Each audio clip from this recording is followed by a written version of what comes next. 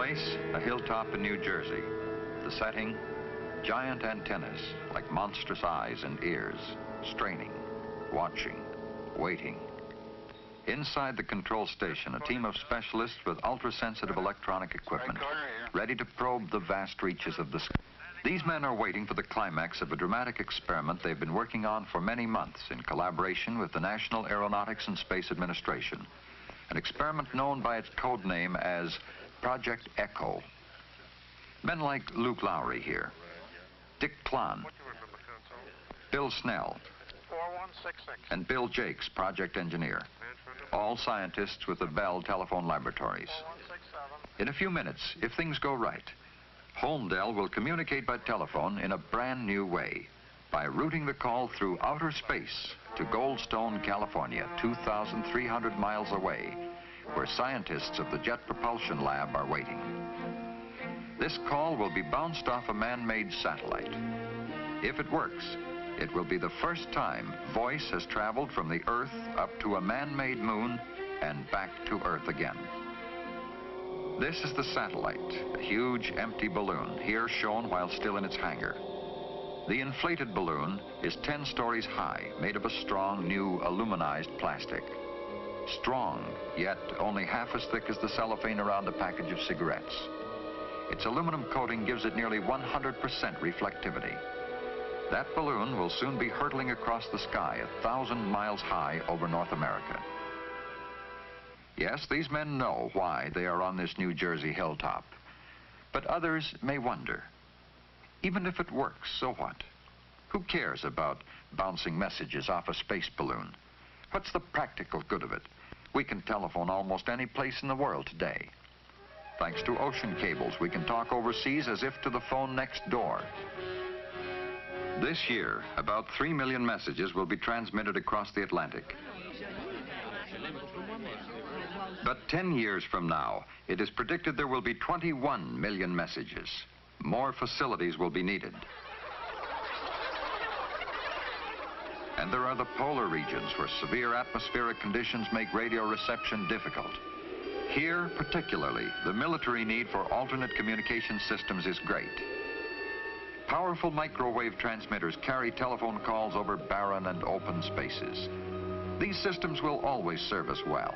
But today, as scientists look ahead, they foresee great gaps in our worldwide communications unless more and different systems can be devised. For instance, we would like to see live television programs, history in the making from all over the world. But TV broadcasting presents a special problem. One TV channel requires the space of almost 1,000 telephone circuits. This requirement is simply too expensive for present systems. And even if this problem could be licked today, what about tomorrow? For many years now, Bell Laboratories scientists have been looking ahead to satellites for communication. We are already capable of building a satellite equipped with operating receivers and transmitters which could be made to operate at a much greater height than a simple reflector balloon like that in Project Echo. The higher you go, the greater the portion of Earth in range of the satellite, and the fewer you need to circle the globe. A worldwide communication system of satellites like this has already been outlined by the Bell system. The plan envisions several strings of equipped satellites, altogether about 50 of them, orbiting at a height of about 3,000 miles. As the one you were using moves out of range, you would switch to the next one coming along, and so on. And if you wanted to send, say, a telephone message or a television program to some area not covered by any single satellite, the signals might be bounced from transmitter to satellite, back to Earth, up to a second satellite, and down to the destination. That way, you could maintain continuous transmission of telephone calls and television programs to various parts of the Earth. But scientists have conjectured even far beyond this. Perhaps someday it will be possible and worthwhile to put up a precisely positioned satellite, 22,300 miles out, which at that distance would revolve in step with the Earth and would seem always to hang in the same place in the sky. If it became possible to put 3 such satellites in orbit, together they could cover the Earth. But this high orbit, 22,000-mile system is at best far in the future.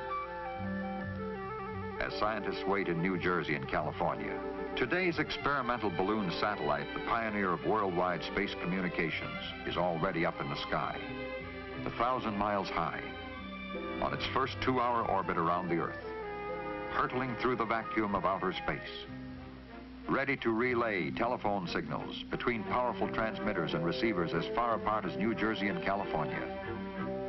The men in both locations know that when and if it does arrive, they will have approximately 15 minutes to bounce their messages from coast to coast off its surface. For in 15 minutes, it will have swept across the United States and be out of range. These men well know the complicated chain of events that is a natural part of missiles and space operations. Earlier in the day, the first big question was, would the missile system work? Hours before, down at Cape Canaveral, the Delta missile that would put the Echo balloon into orbit was on its launching pad. Ready to be guided through space by the command guidance system, located in the Bell Laboratories control station at the Cape. Mode control switches. Less than a minute remains in the countdown.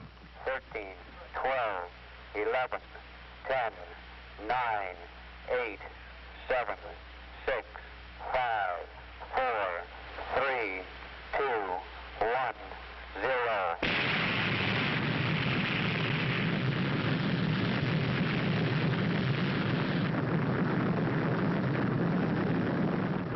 As the missile hurtles through space, the control center maintains communication with it, checks its position, and automatically sends any necessary steering orders to keep it on its predetermined path.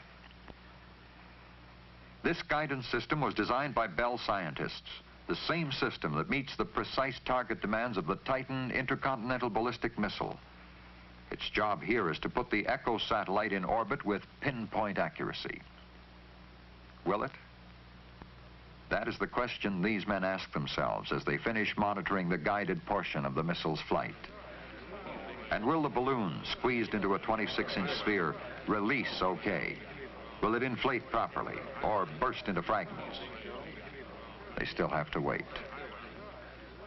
High in the sky, the third stage burns out. The payload section separates from the engine. The protective shell springs apart, releasing the balloon. Floating clear, the balloon is inflated by a chemical powder which instantly vaporizes in the vacuum of outer space.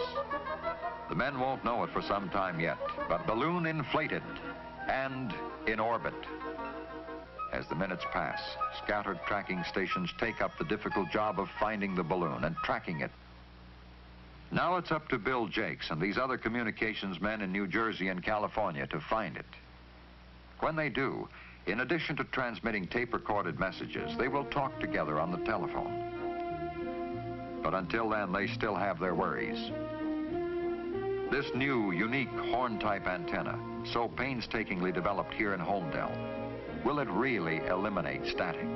It should, with the help of new circuitry and this other recently developed equipment called the Maser. These inventions will make the weakened voice signals come in strong and clear, even after their long journey through space. This is no ordinary amplifying device. It operates in an ultra-cold vat of liquid helium at minus 457 degrees Fahrenheit. In this super cold world, the Maser's ruby crystal helps keep the telephone conversation clear and easy to hear, which makes the Maser one of the greatest new contributions to communications. At last, the sweating out period is about over. Holmdel is in constant touch with Goldstone by an open telephone line. The first actual transmission bounced off a man-made satellite will be from tape recordings. Goldstone has just reported they have picked up the balloon.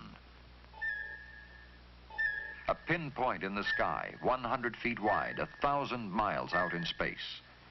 Like trying to locate a golf ball a mile away.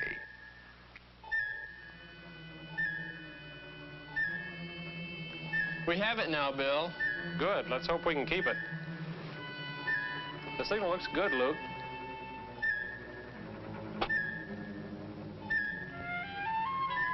Tracking looks good, too. Let's see how Goldstone is doing.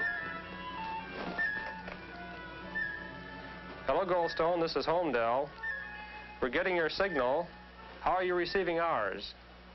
Strong and steady, Bill. Fine, fine. Okay, here we go. We're going to start our tape now, and you start yours. This is President Eisenhower speaking. It is a great personal satisfaction to participate in this first experiment in communications involving the use of the satellite balloon known as ECHO. This is one more significant step in the United States program of space research and exploration. The program is being carried forward vigorously by the United States for peaceful purposes for the benefit of all mankind. The satellite balloon, which has reflected these words, may be used freely by any nation for similar experiments in its own interest. Information necessary to prepare for such participation was widely distributed some weeks ago. The United States will continue to make freely available to the world the scientific information acquired from this and other experiments in its program of space exploration. It really sounds good here, Walt. Fine, Bill. And so the first spoken word from man through space to his own satellite and back to man again is the voice of the President of the United States. And as the satellite sweeps swiftly out of range, further transmission must wait for another passage. Now, sometime later, as the balloon again passes over America, the same scientists try the first telephone conversation ever bounced from a man-made satellite. You can fire up the transmitter. Right.